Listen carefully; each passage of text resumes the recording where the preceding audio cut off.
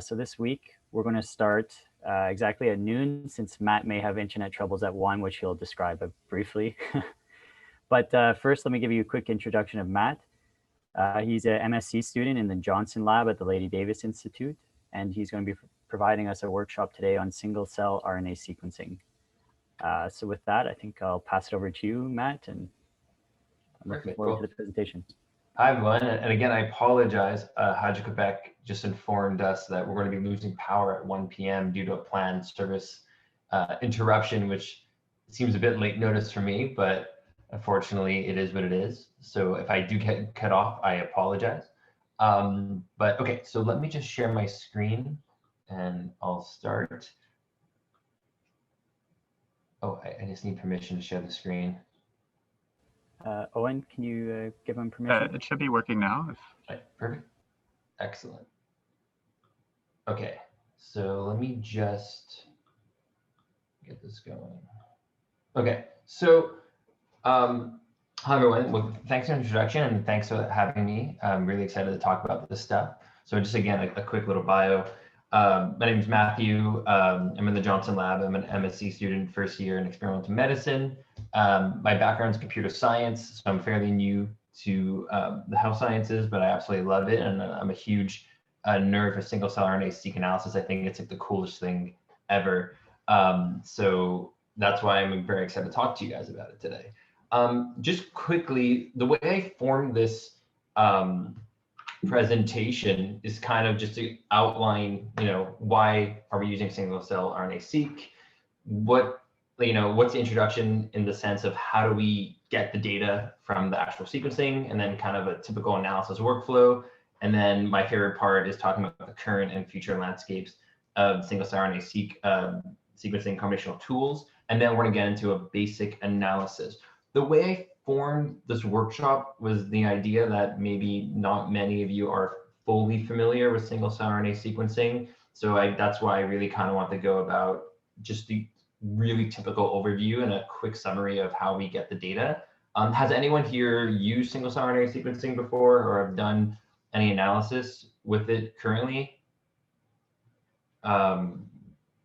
If so, you might find this a little bit repetitive and a bit simplistic, but I figured starting here would probably be the best way. So if anyone, doesn't know it, can kind of pick it up. And if anyone has any questions, please, by all means, throw it in the chat. I'll get to it as soon as I can. So why single-cell RNA-seq? So this is my favorite example. When I started learning about it, when I started learning about it, I really had zero idea what it was. And someone described it to me as comparing it to a bowl of fruit versus a fruit smoothie. And I still didn't really understand what that meant. But then later on, they kind of explained to me the parallel between a single-cell RNA sequencing and bulk RNA sequencing. And what's really interesting when I learned about bulk RNA sequencing is that you kind of get the average gene expression from all the cells from the tissue you sampled. Where in single cell, you're getting a profile at the single cell resolution. And I still, was a bit confused by what that meant. But then I kind of related it back to the fruit smoothie and bowl of fruit example, where in single-cell RNA sequencing, you can think of it as being able to see each fruit that's in the bowl. So I can count how many bananas, how many strawberries, etc. Where in a fruit smoothie, I kind of just know a relative average, a percentage of what fruit is in the smoothie. And that's quite interesting because it allows us to look at a lot more complex things down the line. So with single-cell RNA sequencing, for example, we're able to look at things at a single-cell resolution. So one thing is really interesting, and you can see this little Homer over here, is that we have this thing called Simpson's paradox. And what Simpson's paradox is pretty much this idea that trends appear in several different groups of data, but disappear or become reversely correlated when they're all combined. And that's kind of what we can kind of see here, and it's something that we do see in single-cell RNA-seq analysis, is that if we just have these cells not grouped and we're looking at expression, we may miss something very biologically meaningful. But when the cells are properly grouped and aligned, we can actually potentially see a correlation between gene expression amongst the different groups. So when you put this all together and you start grouping cells by cellular identity and gene expression, we have this amazing opportunity to look at it from many different angles. So for example, of course, we all know we can do clustering. So we can look at what cells are there. We can look at if there's any rare subtypes. We can do continuous phenotypes. So we can look at gene expression changes. We can do cell cycle analysis. We can do trajectory analysis. We can see how a cell changes over time, and we can see how it goes into its temporal progression. And that's super interesting. And then a further layer of single cell analysis is when we start to actually combine it, because I'm sure most of you are interested in comparing samples. Especially, for example, this is a great illustration of it. If we're looking at a disease set and a healthy control set, what we can do with single cell RNA sequencing is that we can actually align them and joint them and integrate them, which we'll talk about briefly later, and we can kind of cluster them and identify the cell types and cell states that are there in all the data set. Then we can further segment it into disease versus health. And maybe we can find some kind of disease-specific population, or maybe we can figure out that certain genes are upregulated or downregulated in a certain cellular identity between the two groups of healthy and control. So these are kind of all the things that we can do with single cell RNA sequencing.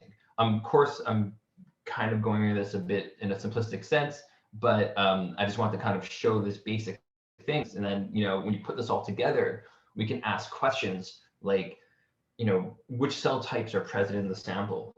What is the cellular heterogeneity within the sample? What functional differences exist as a result? What are the cellular interactions that are happening? Can we discover condition-specific cell types, interactions, and biomarkers? And also, what type of expression changes are happening? So these are the kind of things that we can put together and ask when we use single cell RNA analysis. And also, maybe this might help you in further experiments to think about, okay, if I wanted to use this, what are the kind of questions I want to ask? So now, how do we get all this information? How do we start actually doing analysis? So I just wanted to kind of go over this quickly. This is just the basic data production pipeline, and I'm using the 10x droplet method as a quick example. So pretty much, just a quick overview of this is that we have these 10x barcoded gel beads. So that's how we identify the cell, and it kind of gets connected to the single cell, and then we do a reaction, and then the barcode, kind of binds to all the RNA transcripts. And then we also have these things called UMIs, which are unique molecular identifiers, which actually also help us identify the feature counts. And so at the end, this is what it kind of looks like after all the process of, the cDNA amplification and the reverse transcription and so forth. One of the things I wanted to quickly highlight, because I don't want to go into too much detail about the actual pipeline at this part, the library prep, but I do want to talk about UMIs. So I'm not sure if many of you are familiar with what the UMI is. When I started off with this stuff, I was super confused by it. Again, my background is in comp sci, so I was kind of confused. I was trying to figure out what it meant. And it's super important because it's a metric that will, that is important to have and use, because it's really important in quality control and preparing our library to make sure it's as perfect as possible.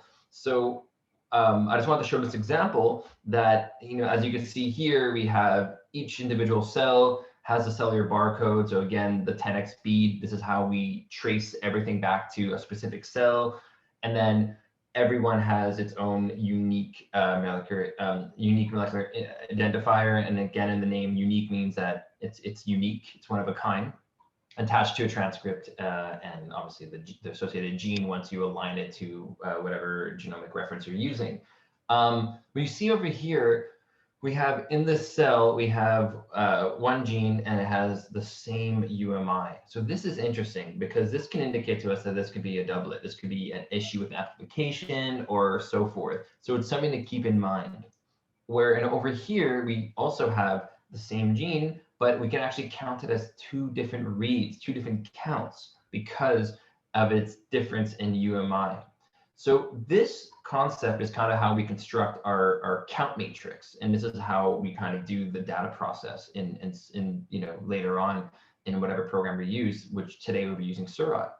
So just kind of a quick recap, a very simplistic way to look at this. Again, when I was teaching this to myself, I had to like break it down in the most simple way to fully understand it.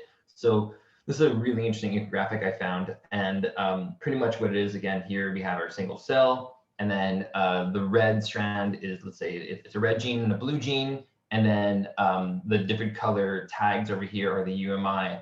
And after the library prep and amplification and so forth, we get this. So what do you think? How many? Well, I guess I have a question. If anyone wants to answer, is how many red and blue genes have been read in the cell?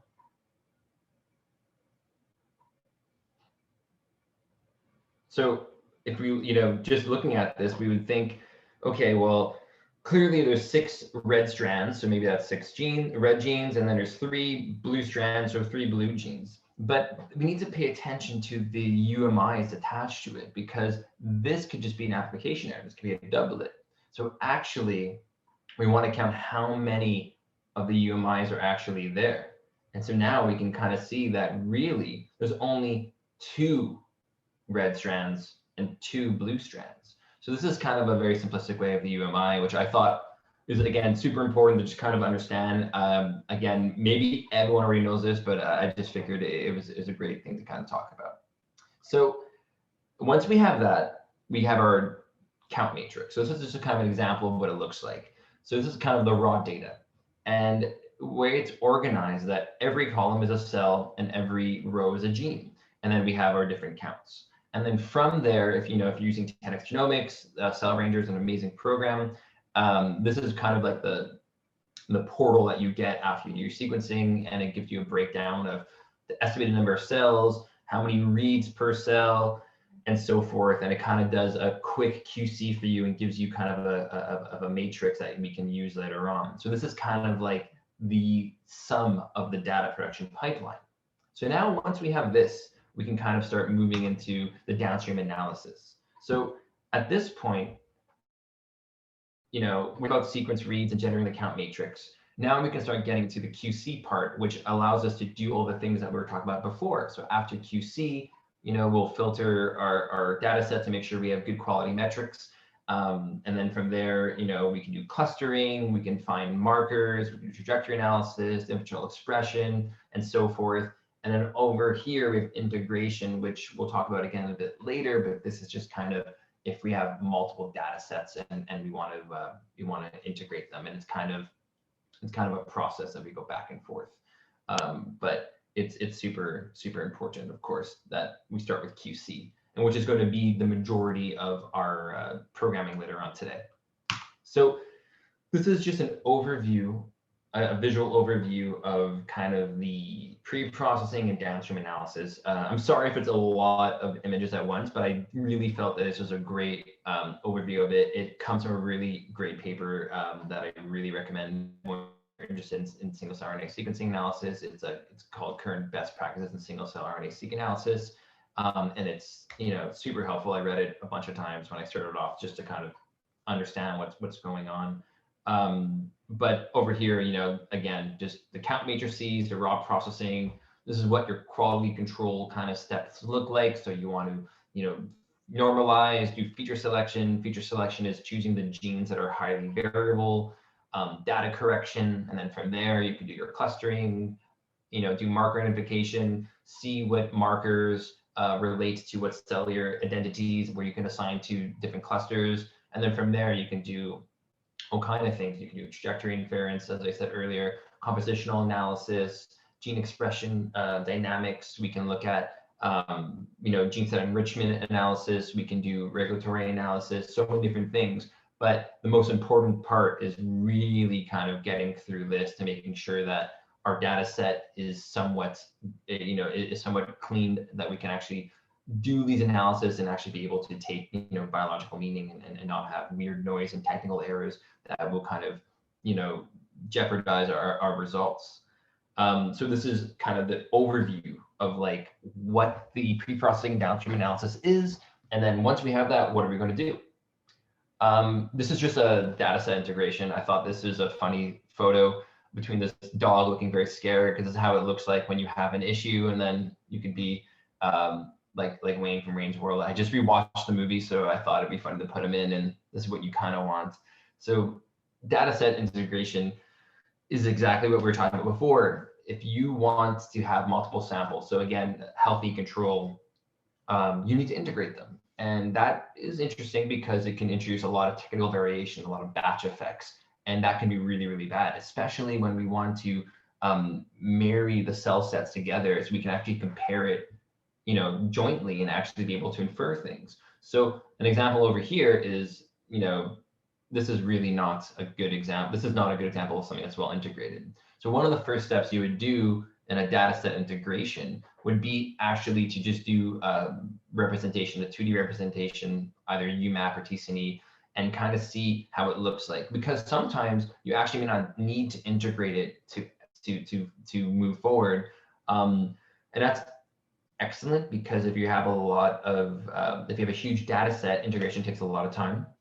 But most of the time you probably will need to integrate. But it's interesting just to see, and this is what an example of a data set that needs integration will look like pre-integration. As you can see, the different populations, so control and stimulated, the different data sets are somewhat near each other, but also quite different. And when you have them separating on their own in their own clusters, that's just like the ultimate a red flag, being okay, this needs to be integrated. And then once it's integrated, this is what it's going to kind of look like. You're going to see both the data sets clustering together, and that is really, really important. And what's really, really cool and interesting about data set integration is that it's allowing for a lot of cool things in single-cell RNA sequencing. And one of the things here, which is on the left, that is really, really interesting, is the idea of data set reference curing, and kind of this idea that we can now project our data set onto a reference data set to help identify cellular types, and so forth. So one of the things that is coming out more and more frequently is single cell RNA sequencing atlases. So what these are data sets that are already been QC'd, annotated, and like everything for you. Like they're super, super well curated, and they're really awesome because you can help put them in your data set. And one things that we can do is we can integrate it. So let's say you only have a sample of disease, and you really want to see how it compares to a healthy pancreas compared to your diseased pancreas tissue, as an example. You can use that. So you can integrate it and get something like this, or you can even just do a reference where you project the healthy one or whatever sample set you want onto yours, and this can give you a lot of information. So this is something that's recently kind of, it's been around for maybe since 2019-ish, even a bit earlier, but now more and more there's so many atlases coming out, and it's a crucial part. And in my own experience, I've used it to help identify or give me an idea of certain clusters I wasn't sure what they were, and it was really awesome. So this is kind of like the overview of it, and it's all related to this general idea that you need to have a match if there's a batch effect. Yeah, so before I move on, is there any questions up to now about anything I talked about? Again, I apologize if I'm going a bit fast. I just want to make sure that we have time for coding and more things like that.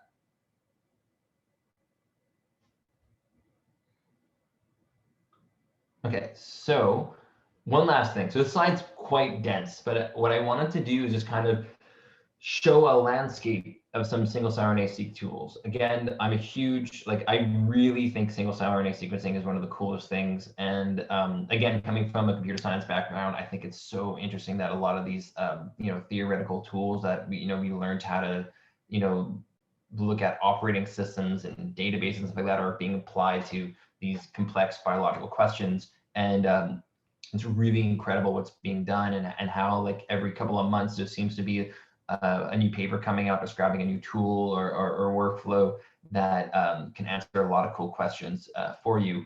And again, like, you know, these data sets are huge, and there's so much, there's like unlimited potential of ways to data mine them and get valuable information. And so there's so much stuff that's left to be unlocked. So, you know, these are just some of the things I wanted to share amongst many. But one of the things is obviously a lot of this stuff is in the R and Python programming language. So these two languages are kind of super well known in data science world and the science world. So it makes sense that a lot of the stuff is being developed in that language. And it's great because both these languages are super fun and easy to use compared to doing something in something a bit more esoteric like C, for example, which would be a disaster.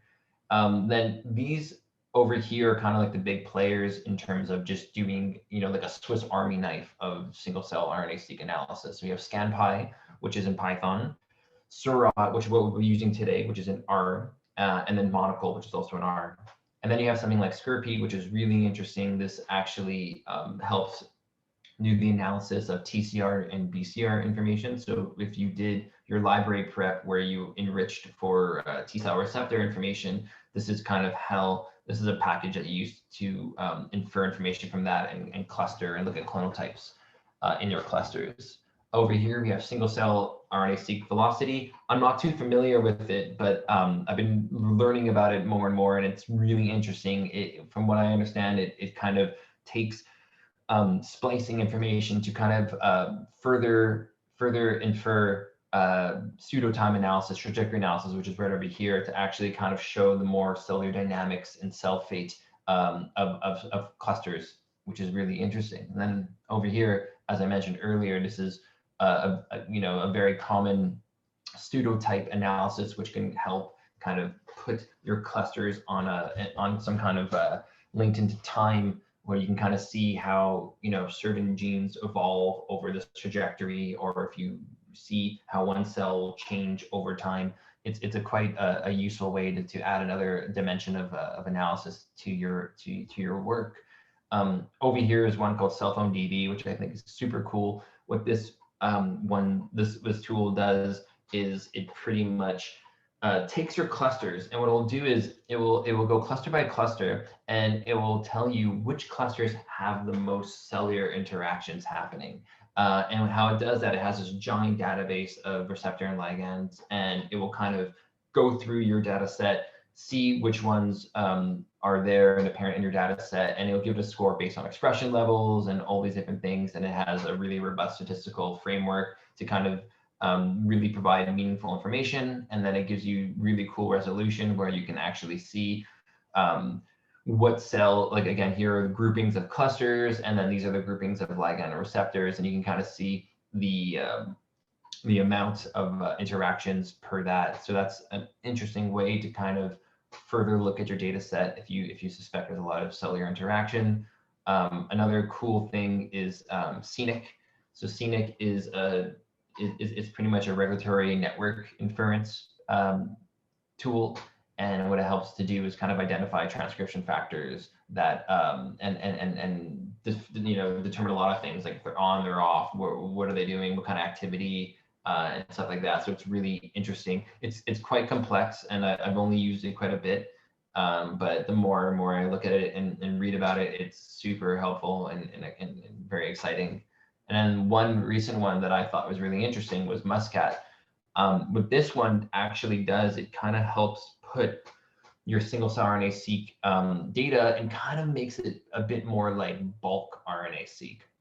So what it does, it actually helps put things in groups, so you can kind of look at things in groupings, not so much as just different clusters. And this could be very helpful. So if you can determine changes being actually based on a bulk change versus is this gene expression change just different because of a change in the proportion of cells across samples? So that's a good question. If you have a cluster, let's say of T cells, that there's maybe 300 in one sample and 200 in the other, is that difference in cells going to really change the expression so much that you're not sure if you can infer if that expression is real or not? This is a tool where it can help break this down into a bulk setting and give you a bit more clue into it. So before I get into the coding part, is there any questions up until now?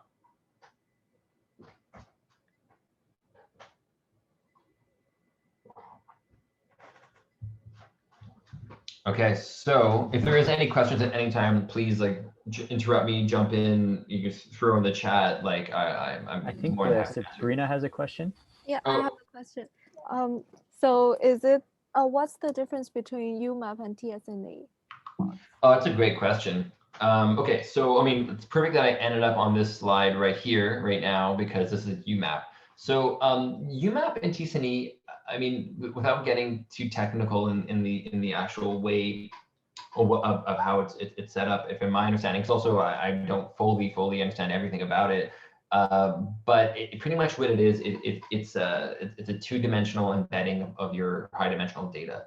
And what's really interesting about UMAP is that UMAP it's more robust to retain global structure, where TSNA kind of loses that, and it really focuses on local structure. So there's more differences in that I can actually explain, but from my understanding and why I tend to use it, and you'll see in a lot of papers and stuff like that, is UMAP is being used more, is because it really retains global structure as opposed to local structure. So your clustering could be very well represented of the entire global aspect of your data set, which could be interesting because in this example, we can kind of see how things cluster a bit nice, where I've seen in TSNA data, for example, maybe that the CD8s and CD4s are separated from each other.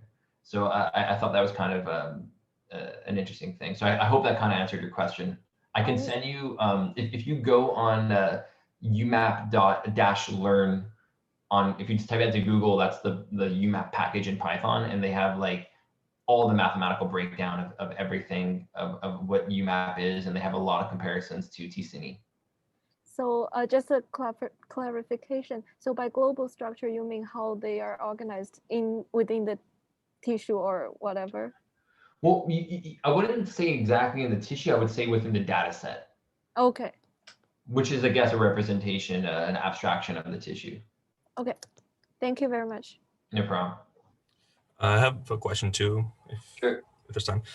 Could you just explain again why it's important to integrate your data? Because I guess the way I'm thinking about it is like, shouldn't there be differences in the 2D representation in treated different conditions? That is a good question. So the issue is that if you don't integrate, the difference is that it's going to be mainly picked up when you do, PCA and different clustering algorithms, could be really driven by technical variation more so than biological variation. So a way to mitigate that with retaining the important biological information is to actually integrate it. There's multiple ways of doing integration.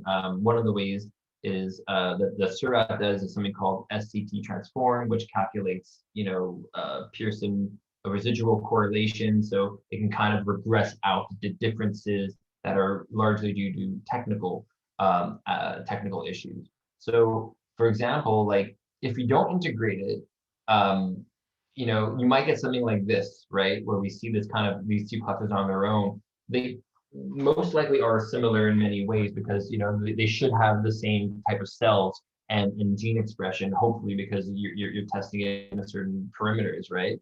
But the separation can be driven by multiple different things, and a lot of those things can be technical. So when you integrate them, it kind of resolves that, and then you can see clustering differences still based on the fact that when you look at gene expression, or if you even look at I don't have a graphic of it here, but you can split this representation up to do side-by-side example of control and stimulant, and you can kind of see, oh, maybe this cluster has a large proportion of from the other data set, the stimulated data set and the control data set. So that can maybe mean that this population is more increased. So those are kind of the questions that are easier to answer once you integrate it, more so than why is this here and this is here. All right, great. That was super clear. Thank you. No problem.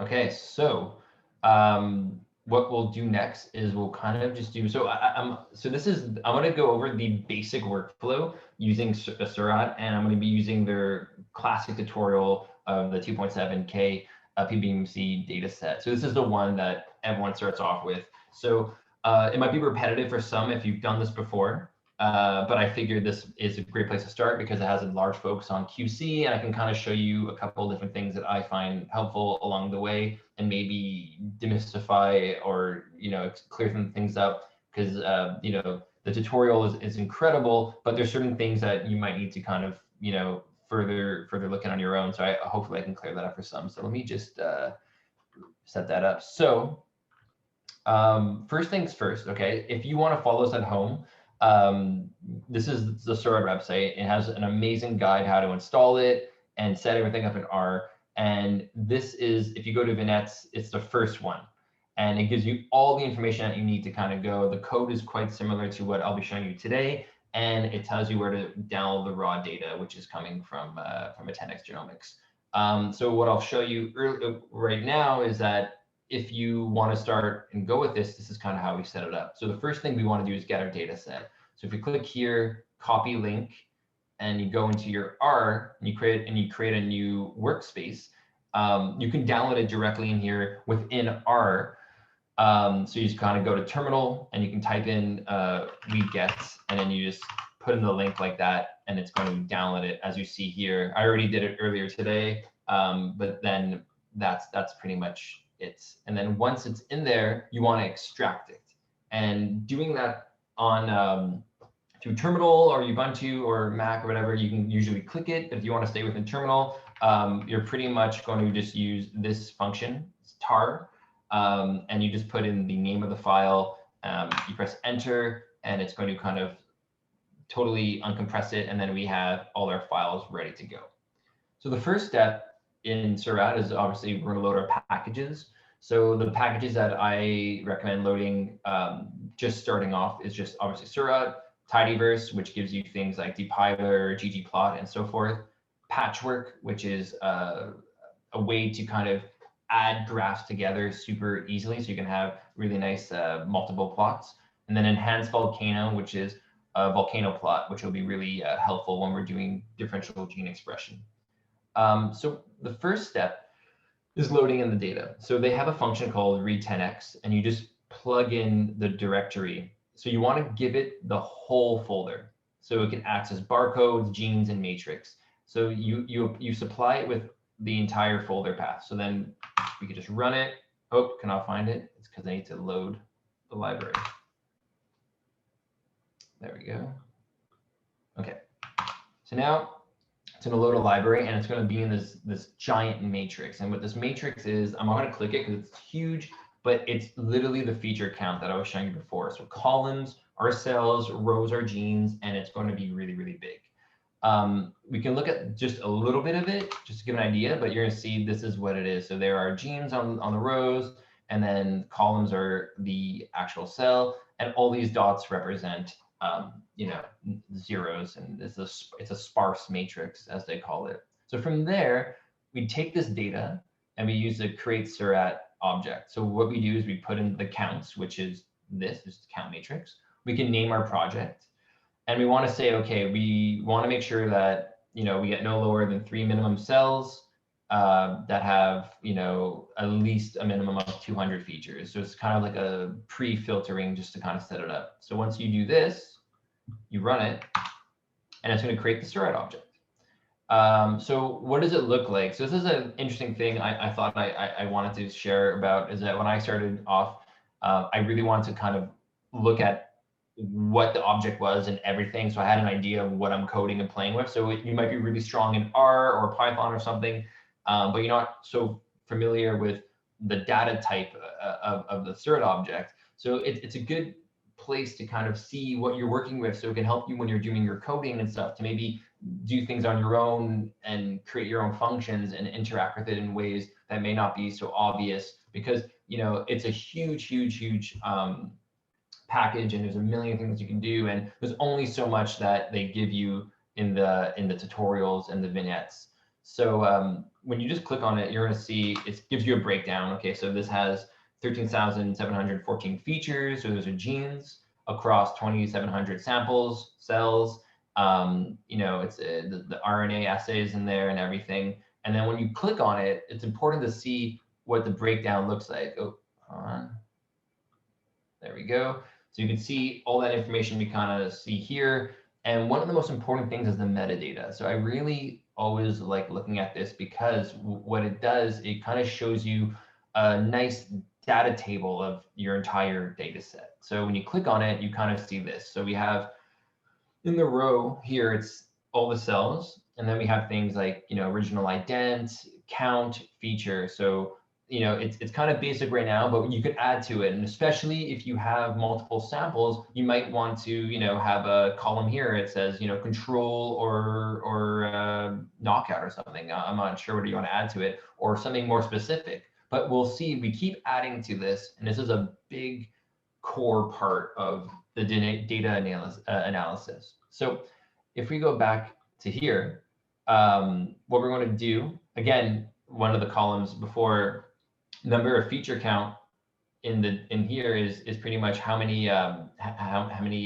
what's it called, genes detected per cell, and then the count of RNA, which again is here, is the UMIs per that cell. So that's important to know. We have track of all that information. So one of the first things that we want to do is QC.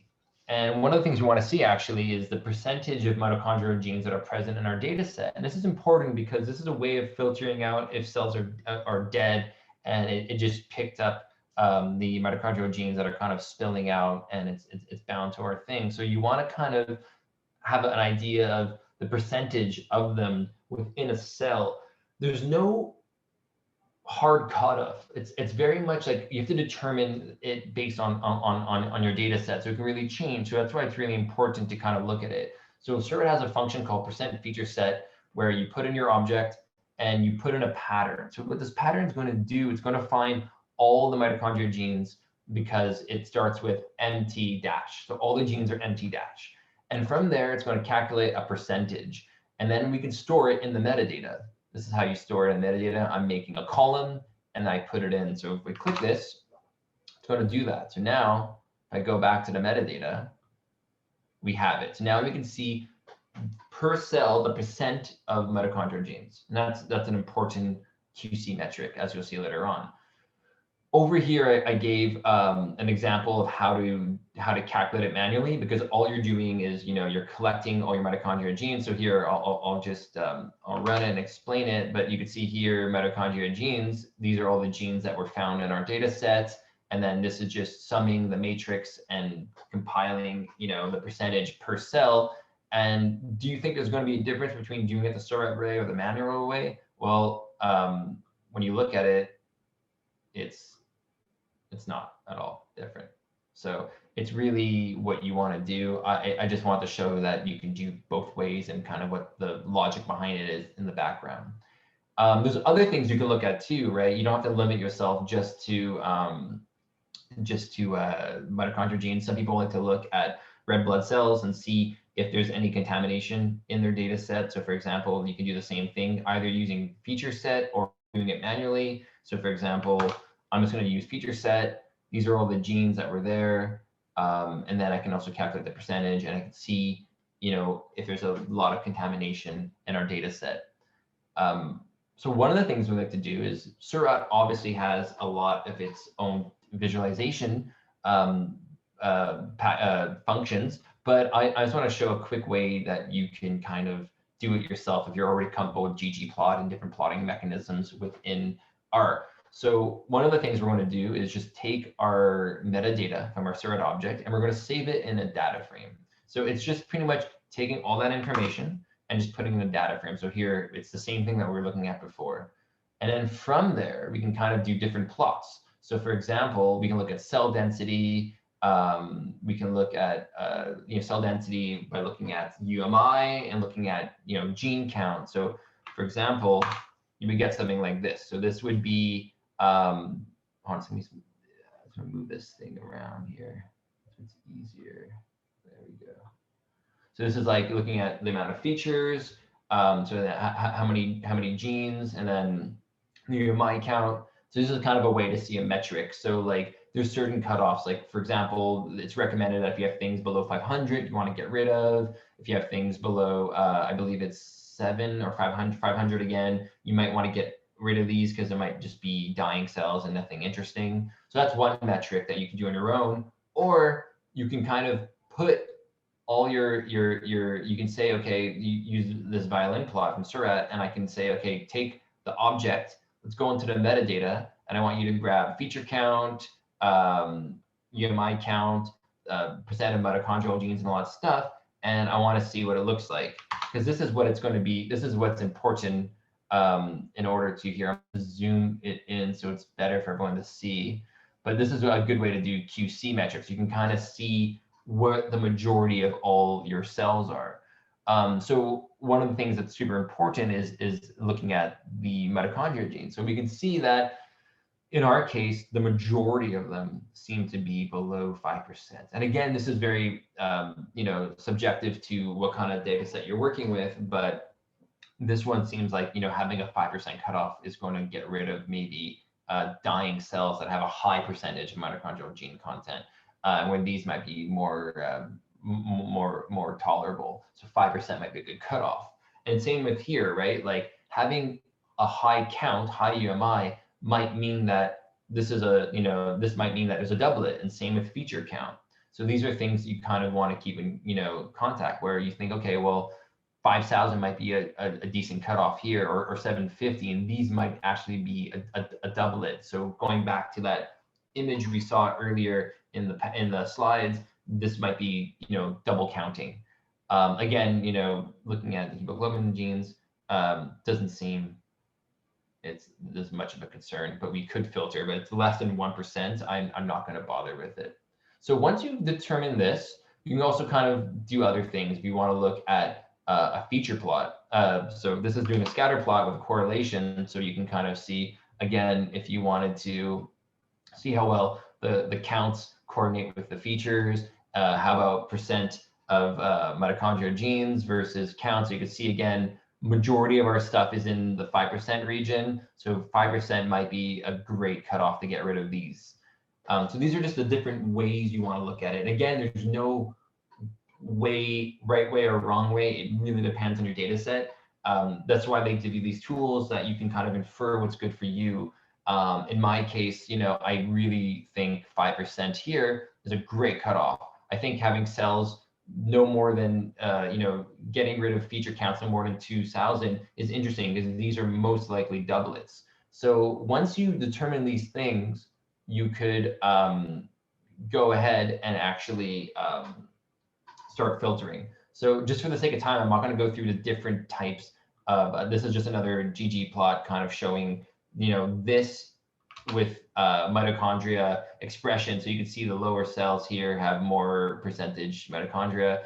This is just another way of looking at the data, but you still get the same information from looking at it in the other ways I showed you. So once you have all that information, what I always recommend is storing all this stuff before filtering. So you have a metric to see how many cells you're getting rid of. So when you run something like this, so this is just going in and counting, total cells, just counting the number of rows in the metadata. Because remember, the metadata is organized by, information that we want, like categorical information. And then the rows, again, as we saw, were cells. So this tells us we have 2,700 cells. Genes is looking at the mean number of genes is the median of features and all that stuff. So when you do that, we can kind of see these kind of metrics. And what I like to keep count of is total cells, because we're going to be removing some with our filtering. So again, we decided that based on what we saw, we want to keep all the cells that have less than 5% mitochondrial gene expression, and we don't want to have more than 2,500 feature expressions, because these genes counts are most likely doublets. And we don't want to have less than 200, because less than 200 is most likely, greater than 200, less than 200, is most likely a dead dying cell as well. So once you do this, we actually do a filtering, and then we can look at our stats after. And then from here, we could see, okay, we didn't get rid of that many cells. So we said 2,700, now we have 2,638. So that's how many cells we've removed post-filtering. If anyone has any questions, please let me know. But just moving forward, keeping track of time and everything, I'll say one quick thing. There's another additional step you can do that some people really like, and again, it depends on your data set. I'm not going to do it for this example, but I just want to explain it, is that some people actually want to remove, people want to remove all the genes with many zeros, because it could technically reduce the average expression for a cell. And I know that sounds a bit strange, but if a gene expression has 0 across all the cells, then let's just get rid of it. It can, it will reduce maybe the size of our data set, and it will just clean it up a bit. And also, if a gene is mostly zeros except maybe 5 cells, 10 cells, whatever, it's most likely meaningless. So you can also remove those as well. So some people recommend doing this because those 8, 10 cells that have zeros could negatively affect differential gene expression. So this is, I got introduced to this from a different tutorial, and I always keep it in like my tool set when I'm doing my analysis to see if it changes anything. I've found it to be helpful in my case, but it could also not be helpful. So that's why it's important to do it and then cluster and see how it looks. It's all about going back and forth and kind of reiterating over these processes till you're happy with what you see and you think it looks good. But for the sake of this tutorial, I'm not going to do this right now. So moving forward, we have everything filtered. So the next steps, what we want to do is we want to normalize, and we want to find variable features, we want to scale, we want to cluster. So you just run normalize data, it's going to normalize it, and find variable features. So what this is doing, it's going to take of all our 13,714 genes, it's going to find the top 2,000 most variable, the ones that have the most variability, because these are probably the ones that are going to be most representative of our clustering. Now, doing differential gene expression analysis will actually use all the genes. This is really mainly for dimensional reduction and clustering. So we'll just run that as well. And we can kind of see what ones did it find the most variable. What are the top 10 variable features or genes? And SIRID has a function for that called variable plot. So over here, we can see, these are the most variable genes that are identified. So these are probably going to help drive the clustering. So once we're happy with this, we're going to scale the data.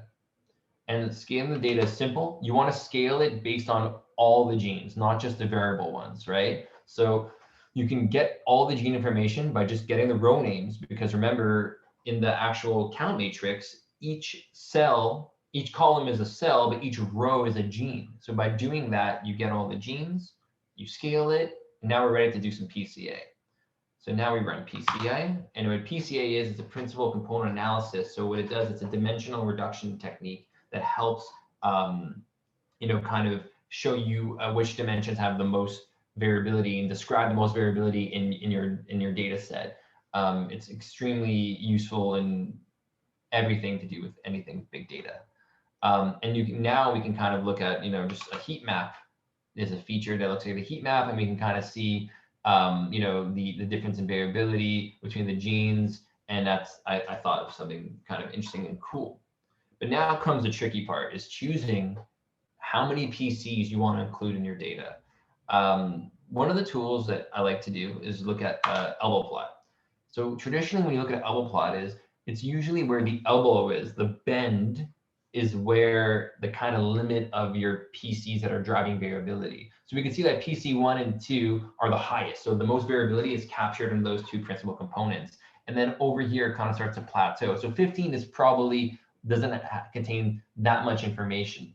You could add more in your downstream analysis, but it's best to kind of pick a limit. So in our case, it seems like anywhere between here and 10 would be a good fit. So we're just gonna kind of go with 10, because some people also say that where it starts to flatline, the beginning of the flat line, the plateau is also a good limit. So you can kind of go back and forth and choose, 5, 6, 7, 8, 9, 10, but for the sake of this tutorial, we're going to go with 10. So then we run our UMAP using the 10 dimensions, and we're going to do a dim plot and see what it looks like. So this is our data set. So right now, nothing's been clustered.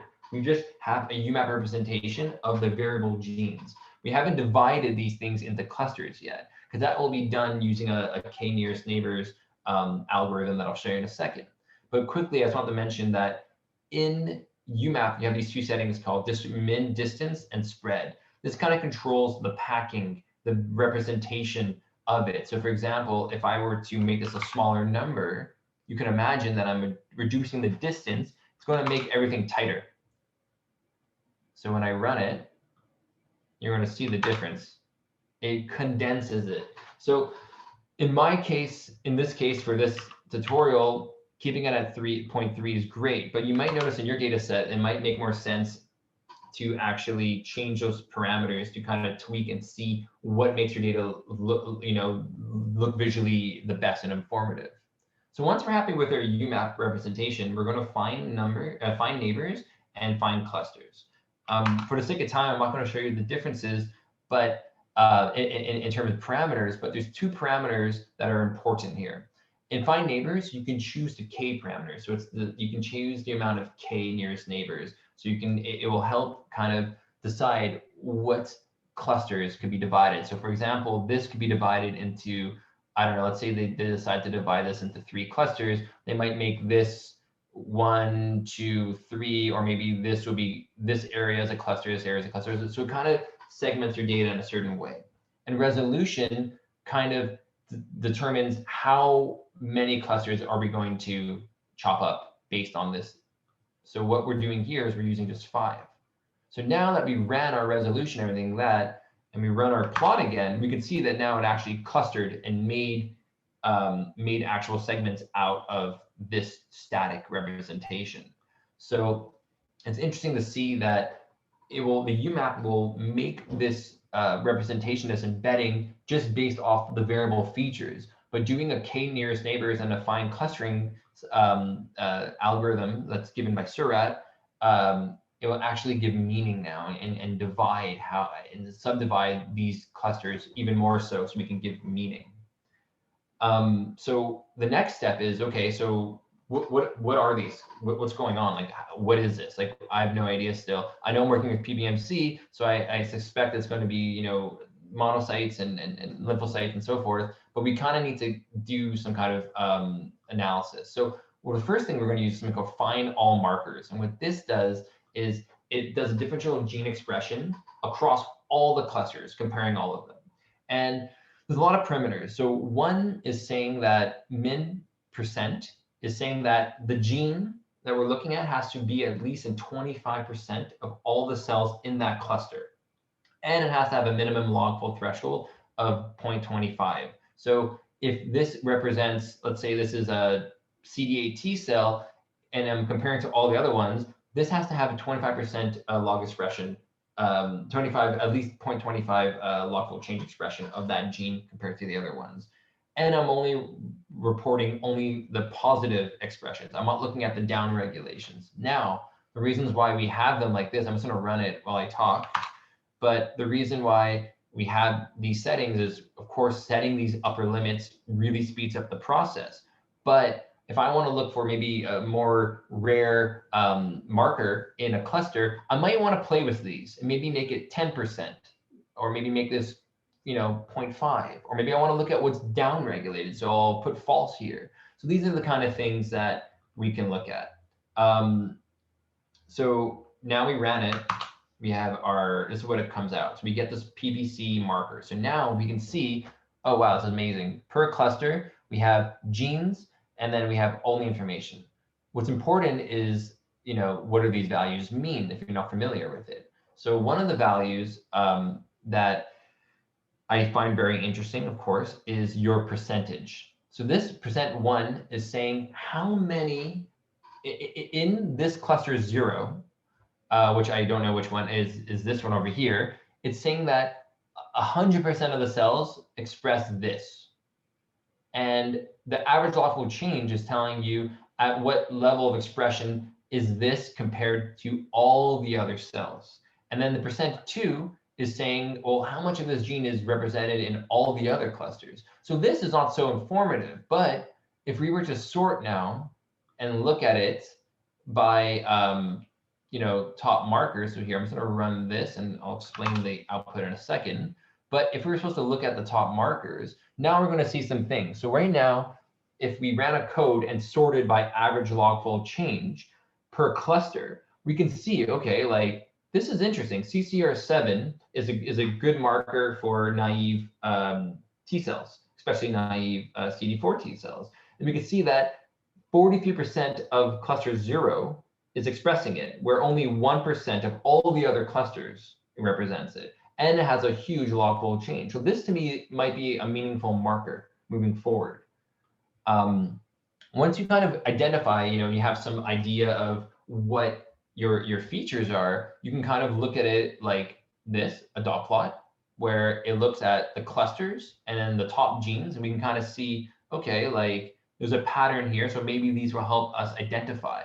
So you can use canonical markers. You can go on certain websites, like there's one called Cell Marker, which I'll show you real quickly. It's really cool. You can type in a gene and look at it, and it will kind of give you an idea of like what cell type expresses certain cell markers. So this is a good way to kind of help annotate your data set. So that's one interesting thing. Another thing is, so we know our sample is PBMC, so we can expect to see certain clusters having CD, 3D as an expression. So there's another thing called feature plots. What a feature plot is, it's actually going to take our UMAP and it's going to project the level of expression of a gene on it. So if I look at CD3D, well, it's clear that these don't really express it, but this whole chunk does. So I can assume that these are T cells. What kind of T cells? That's a good question. So now I can further look at it and think, okay, let's look at which ones are CDHA for CD8 T cells. So it seems that cluster 4 is really enriched in it. So I can further think, okay, well, this cluster is most likely that. Now let's look at, I don't know, let's see what a B cell is. I know that this is a B cell marker. Okay, so clearly 3 is oh, sorry, no, it's not a B cell marker, my bad. Actually, wait, is it a B cell marker? I forgot, I'm already lost, sorry. But it's a marker that we can see is highly specific to 3. So I believe it is a B cell marker, so we can kind of assume that this would be the right one. But what is something interesting, and I'm just keeping mindful of time because Hydro-Quebec is supposed to cut my power at 1 p.m. for service. So I don't want to get cut off in 1 minute explanation. So I'll stop and take any questions now before I can continue before I get cut off. If anyone has any questions.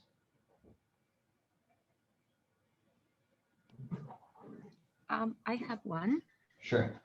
I'm just not sure if I'll ask you. It's more related to the wet stuff that you do before getting the samples.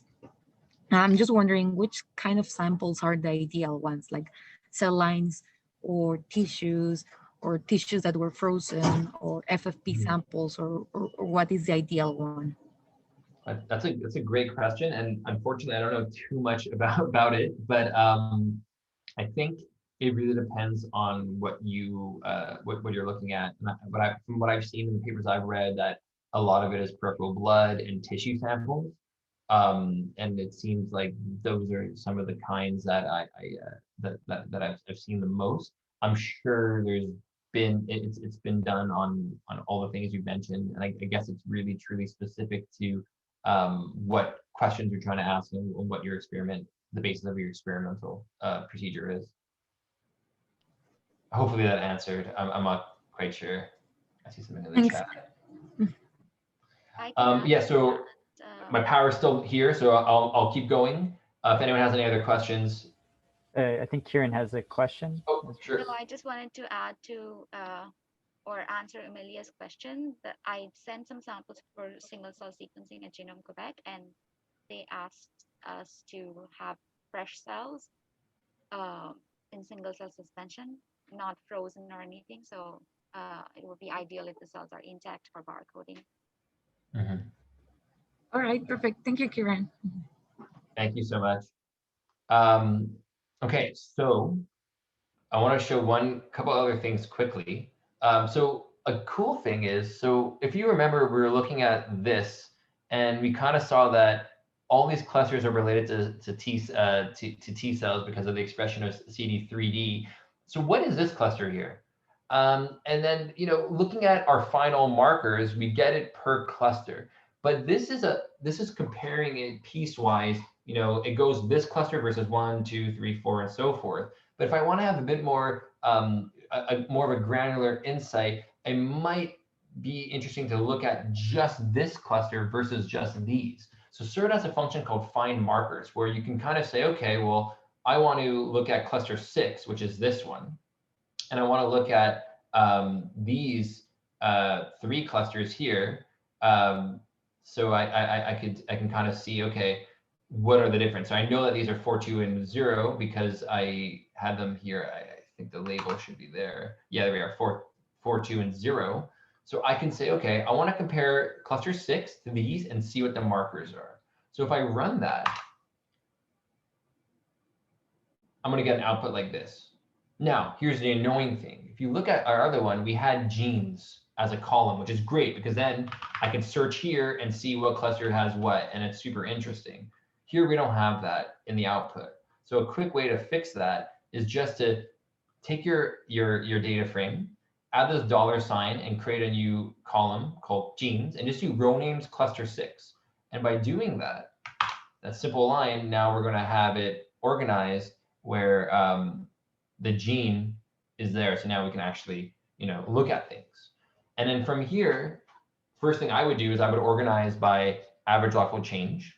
So I'll see that we have granzyme B, gram-mucilin, and stuff like that. So these are, cytotoxic markers. And then I see NKG7, which I know is a pretty canonical marker for natural killer cells. So this is giving me a high confidence that this cluster 6 is most likely a natural killer cell. And again, looking at the percentage, well, 100% of all cells express it, where 33% of all cells in these individual clusters represent it. So it's pretty clear that this is a natural killer cell.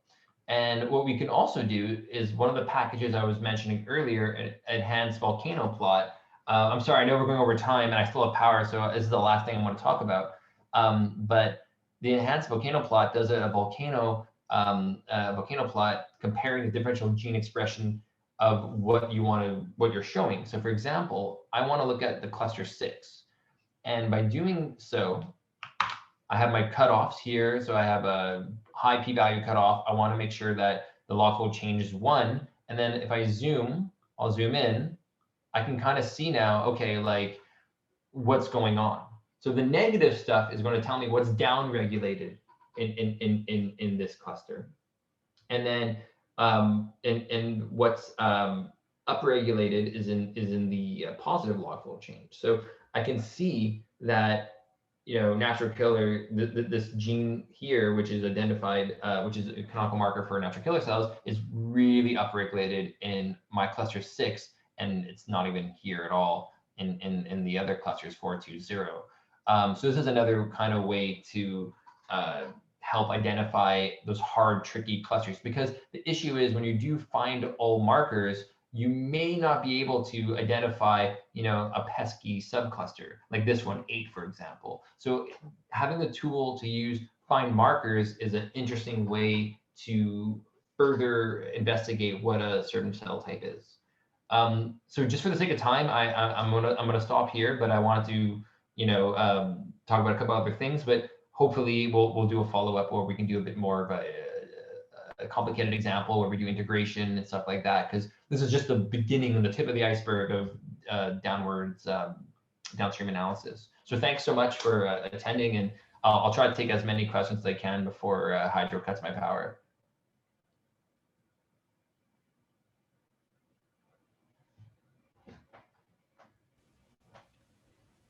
Yeah, thanks so much for the presentation, Matt. Does Anyone in the audience have any more questions?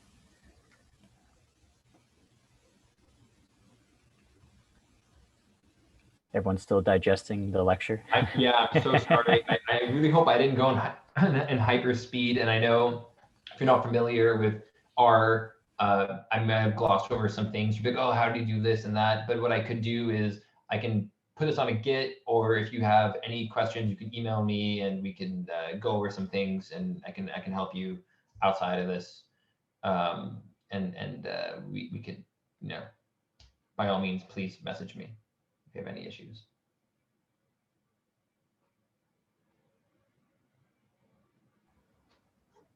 I guess, Kieran, you should, if you have a question, go ahead.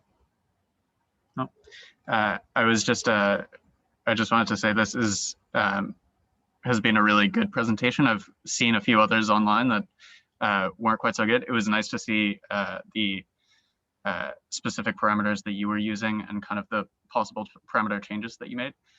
So I just wanted to say, like, I had questions initially, and you managed to answer them all throughout, so well done. Awesome. Thank you.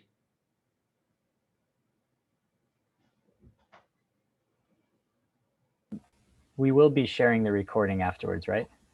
Yeah. Yeah, so for anyone who's interested, I'll be posting this recording on emgss.org/TSS sometime later today. And then So, yeah. if you can send it to us as well, and we'll post it on the LDI Facebook page as well, just for any LDI students who want to access it there. Sounds good. And if there's no other questions, thank you so much, Matt. And then we can talk about if you wanted to do a follow-up workshop, because it sounds like you're enthusiastic to do another one. So I can talk about this stuff for hours. So if you give me an audience, I'll be there. Sounds good. All right.